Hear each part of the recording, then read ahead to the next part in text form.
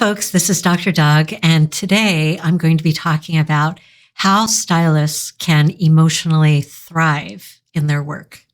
In a previous video, I had talked about the things that contribute to emotional exhaustion in stylists.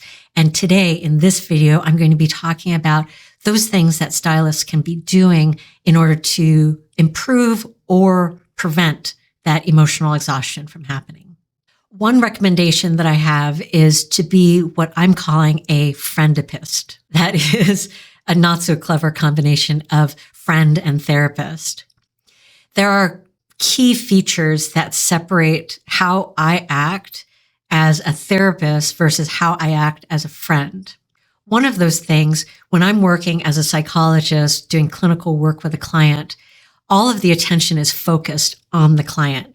It's like a one-way street, but in a friendship, it is a two-way street. You talk, I talk, you share thoughts, I share thoughts. You know things about me, I know things about you. So rather than acting like a therapist, meaning just listening, letting the attention just be on the client, instead going more towards the direction of friend. And of course, you're not friends with your client, unless you are, but if you're not actually friends, but you sort of want to move away from that dynamic more into this type of dynamic, the next suggestion is making sure that there is an exchange of energy. It doesn't actually matter if you are an introvert, socially anxious. For all of us, any human being, when we are engaged in a conversation that is only directed in one direction, it is energy sapping. It is very, very hard to maintain our attention, our focus, for us to stay involved in that conversation when it's only going in one direction. We can only sit and listen for so long. That is why it is so important to actively make sure that there's an exchange happening of going back and forth. What that means is that if the client is talking about some funny thing that happened, that it's okay for you to then say, oh, that reminds me of this funny movie that I was watching, blah, blah, blah, and sort of sharing a story about yourself. In that way, you can make sure that there is equal airtime for both of you in that conversation and that the energy continues to get rejuvenated rather than just being spent.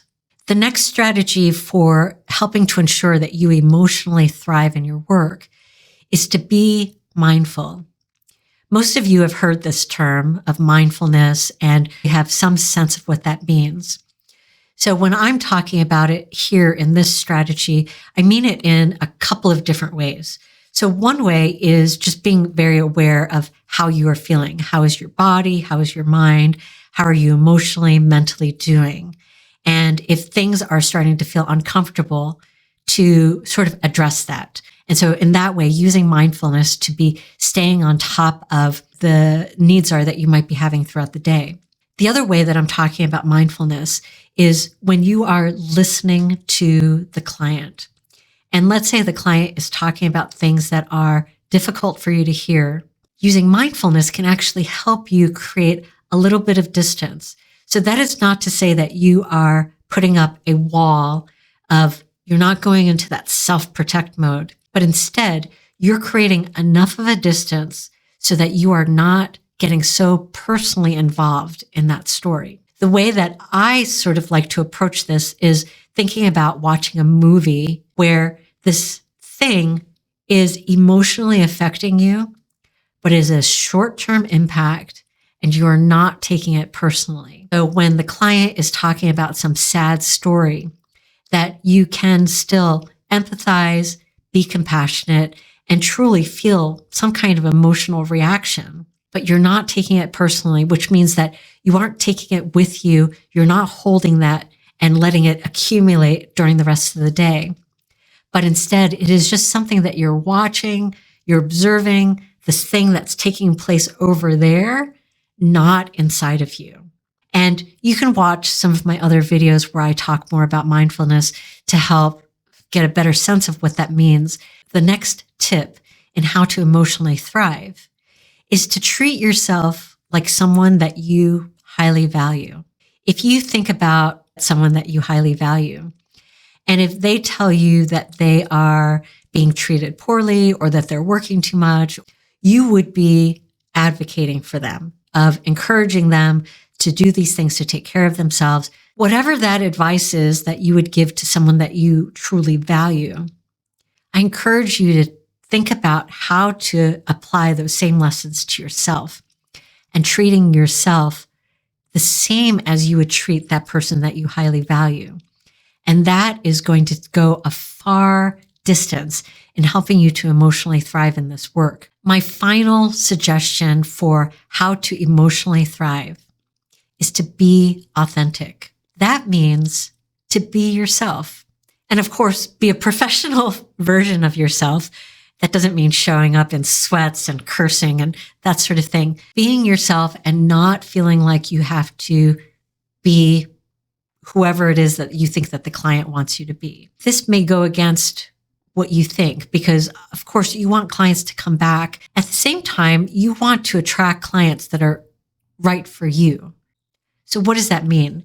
So if a client is telling you about some scary movie that they're watching, it's okay for you to tell them that you don't like scary movies rather than going with it and pretending. I know that that seems like such a tiny thing. Like you might be thinking, that takes no energy at all for me to pretend like I like scary movies. And yet it's just like one little drop. And all you need is a bunch of drops. And it becomes significant if you continue to do this over and over again. So keeping that in mind and just being as authentic as you possibly can and looking for that point of connection. I'm actually there will be another video that I'm putting out regarding how to have that authentic connection. For now, I just want to leave you with this idea of bringing more of the real you into those interactions that you have with clients. The more authentic that you can be, the more energy that you'll preserve and the more meaningful and enjoyable and satisfying work will be for you. I am so appreciative of you stopping in and watching this video. That is it for me, folks. I'm Dr. Doug, and I will see you next time.